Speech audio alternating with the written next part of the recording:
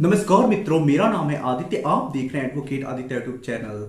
कई बार हम ऐसा देखते हैं कि पति पत्नी में विवाद होता है, उसके बाद जो पत्नी होती है गुस्सा के मायके चली जाती है और उसकी काफी लंबे समय के बाद पत्नी ये आरोप लगाती है कि मेरा पति मुझे मारता था, पीटता था, परेशान करता था, दहेज मांगता था। तो जो पत्नी होती है जब वो मायके अपने जा रही है तो तुरंत बाद शिकायत दर्ज नहीं कराती है। 1 साल, 1.5 साल, 2 साल बाद उसे याद आता है कि मुझे शिकायत दर्ज कराना चाहिए। तो ऐसे में अगर आपके साथ भी ऐसा हुआ है, आपकी भी पत्नी जब आपके घर से अपने मायके गई है तो उसने तुरंत शिकायत दर्ज नहीं कराया है, काफी लंबे समय के बाद शिकायत दर्ज कराया है, तो ऐसे में ये जजमेंट आपके लिए है। इस जजमेंट में माननीय उच्च न्यायालय ने ये स्पष्ट कर दिया है कि जो पत्नी 498A का केस दर्ज करा रही है, जब वो अपने ससुराल से मायके जा रही है तो उसी समय उसे तत्काल शिकायत दर्ज कराना होगा। अगर वो ऐसा नहीं करती है तो इस मामले को रद्द कर दिया जाएगा, चलाए जाने योग्य नहीं है। तो ये जजमेंट लाखों पतियों के लिए एक नई उम्मीद, एक नई आशा लेकर आएगा और इस जजमेंट के जरिए लाखों पतियों को काफी फायदा मिलेगा। काफी 498A के झूठे मुकदमे इस जजमेंट को रूलिंग के तौर पर लगा देने से क्वैश भी हो जाएंगे। तो आइए इस जजमेंट के बारे में हम डिटेल में समझते हैं। वीडियो में आगे बढ़ने से पहले मैं आपसे कुछ महत्वपूर्ण बातें बता देना चाहता हूं। पहली चीज तो ये कि मेरी एक किताब पब्लिश हुई है जिसका नाम है legal guide for husband in matrimonial cases. अब देखिए, जैसा इस किताब का नाम ही है legal guide for husband in matrimonial cases, ऐसा ही इस किताब का उद्देश्य भी है। इस किताब में आपको मैट्रिमोनियल केस से संबंधित काफी अच्छी जानकारी मिल जाएगी, जैसे 498A, 125 CRPC, DV act, section 9, divorce case, ये सब मुकदमे कैसे चलते हैं, कैसे प्रक्रिया चलती है, कैसे पति अपना बचाव कर सकती है, कैसे सामने वाली पार्टी के ऊपर क्रॉस केस दर्ज करा सकती है, कैसे 498A क्वेश करा सकती है, कैसे मेंटेनेंस देने से बच सकती हैं, कैसे 125 CRPC का मुकदमा खारिज करा सकती हैं, कैसे DV एक्ट में अपना पक्ष मजबूत करके DV एक्ट को खारिज करा सकती है और पत्नी को मेंटेनेंस देने से बच सकती हैं। तो ये सारी चीजें आपको इस किताब में पढ़ने को, समझने को मिल जाएगा। तो यदि आप कोई भी मैट्रिमोनियल मुकदमा लड़ रही हैं, आपको मुकदमों के बारे में जानकारी नहीं है और आप जानकारी जुटाना चाहती हैं, अपना पक्ष मजबूत करना चाहती हैं, तो इस किताब का अध्ययन जरूर करें। इस किताब में आपको काफ़ी अच्छी जानकारी मिल जाएगी जिससे आपकी जानकारी बढ़ेगी। जब जानकारी बढ़ेगी तो ऐसे में आपके मुकदमे में आप अपना पक्ष मजबूत कर पाएंगे, अपने पैसे बचा पाएंगे, समय बचा पाएंगे, कोई आपको ठग नहीं पाएगा, बहला फुसला नहीं पाएगा। तो किताब का जो मूल्य है वो 600 रुपये है, जिसमें 100 रुपये कोरियर चार्ज है। किताब को बाई करने के लिए मेरा व्हाट्सएप नंबर स्क्रीन पर दिखाई दे रहा होगा, मैसेज करिएगा। दूसरी जो महत्वपूर्ण बात है वो ये है कि देखिए, जो हाई कोर्ट और सुप्रीम कोर्ट के जजमेंट्स आती हैं, जैसे आज मैं आपको जो बताऊंगा वो रूलिंग जजमेंट होती हैं। अगर आपका भी केस उन जजमेंट से मिलता जुलता रहता है तो आप चाहे तो जो जजमेंट है रूलिंग, उसका यूज अपने केस में करके वही फायदा ले सकते हैं जो रूलिंग जजमेंट में हुआ है। जैसे आज मैं जिस जजमेंट के बारे में आपको बताऊंगा, यदि आपका भी मामला वैसा ही होगा तो इस जजमेंट को रूलिंग के तौर पर आप लगाएंगे और अपने भी केस में फायदा ले पाएंगे। तो यदि आपका 498A का केस है, 125 CRPC है, DV एक्ट, ये सब मुकदमे चल रहे हैं और आप चाहते हैं कि रूलिंग जजमेंट्स का यूज करके आप उस केस को जल्दी से जल्दी खत्म करा दें और रूलिंग जो जजमेंट आती हैं हाई कोर्ट और सुप्रीम कोर्ट से उसके अपडेट रहे, तो हमारा एक ग्रुप है, इस ग्रुप से आप लोग जुड़ जाइएगा।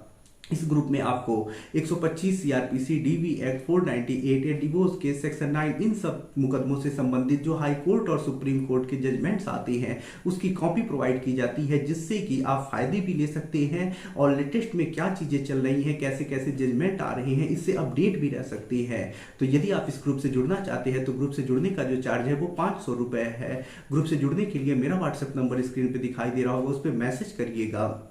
तो आइए अब अपने महत्वपूर्ण जजमेंट को हम समझते हैं।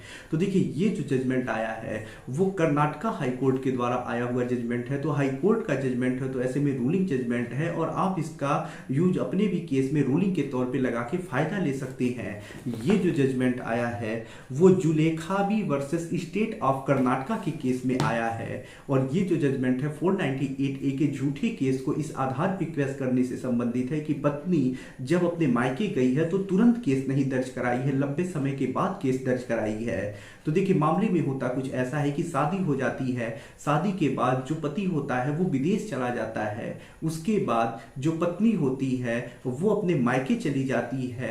मायके जाने के बाद वो तुरंत शिकायत दर्ज नहीं कराती है, काफी लंबे समय के बाद वो शिकायत दर्ज कराती है कि जब मैं अपने ससुराल में थी तो वहां पे मेरे पति, घर वाले जो थे वो मुझे परेशान करते थे, जान से मारने की धमकी देते थे, दहेज के लिए ताने मारते थे, के कहते थे कि अपने पिता से पैसे मांग के लाओ, इस प्रकार के आरोप लगाती है।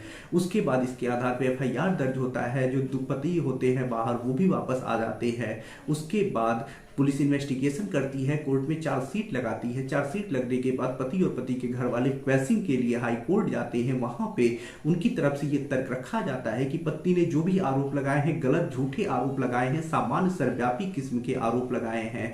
उससे दहेज किसने मांगा, कब मांगा, इसका भी कोई जिक्र नहीं है। साथ ही साथ काफी लंबे समय के बाद उसने केस दर्ज कराया है। जो घटना दिखाई है पुरानी घटना दिखा रही है, और जब वो ससुराल से मायके जा रही है तो तुरंत वो केस क्यों नहीं दर्ज करा रही है, काफी लंबे समय के बाद वो क्यों केस दर्ज करा रही है। पहले तो यही एक प्रश्नवाचक विषय बन जाता है। दूसरी चीज ये कि वो कह रही है कि उसके पति ने दूसरी शादी कर ली है, तो इसका कोई साक्ष्य भी नहीं लगा है, तो ऐसे में ये झूठा आरोप है।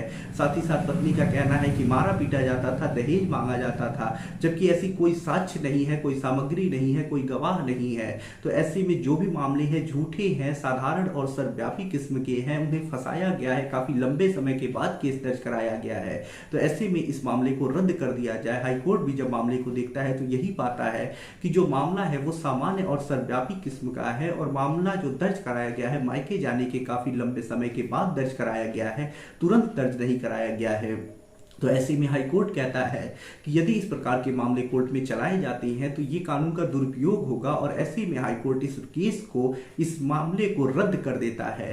तो यदि आपका भी ऐसा ही मामला होगा, आपकी भी पत्नी ने साधारण किस्म के, सामान्य सर्वव्यापी किस्म के आरोप लगाए हैं, झूठे आरोप लगाए हैं, निराधार आरोप लगाए हैं, सच रहित आरोप लगाए हैं, साथ ही साथ मायके जाने के तुरंत बाद उसने केस नहीं दर्ज कराया है, लंबे समय के बाद केस दर्ज कराया है, तो आप चाहे तो इस जजमेंट को रूलिंग के तौर पर अपने भी एप्लीकेशन में लगा के फायदा ले सकते हैं। तो यदि आपको इस जजमेंट की कॉपी चाहिए तो जो मैंने अपना ग्रुप बताया आप उससे जुड़ जाइएगा। ग्रुप में आपको इस जजमेंट की कॉपी मिल जाएगी। आशा कर रहा हूँ वीडियो आपको पसंद आया होगा। यदि वीडियो पसंद आया हो तो वीडियो को लाइक करें, अपने दोस्तों के साथ शेयर करें, और यदि आप चैनल पर नए हैं तो चैनल को सब्सक्राइब करके बेल आइकन को दबाएं। मिलते हैं नए वीडियो के साथ अगले दिन, तब तक के लिए जय हिंद, जय भारत।